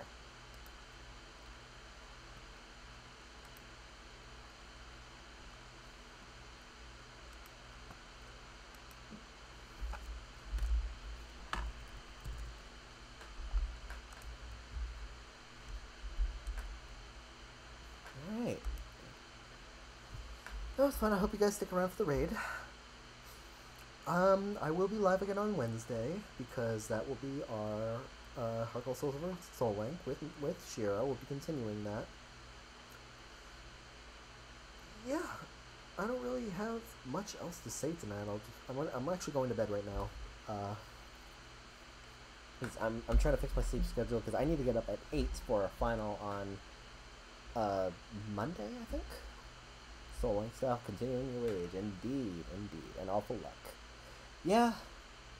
I mean, with the Medicham, because my Medicham knows high jump kick. So and like, if I'm forced to resort to, I have Force Palm as a backup, like as a primary thing, but if I'm forced to use high jump kick, I'm fully expecting it to miss. But we'll see what happens. But, yeah, I don't really have much else to say right now. Guys, thank you so much for joining me. This was a lot of fun. If you know any other horror RPGs, by all means, please let me know. I'd love to check them out. Or not, well, horror RPGs and horror visual novels, both work. Some even are both. But yeah, Green is here, and I shall see you all next time. Ciao for now!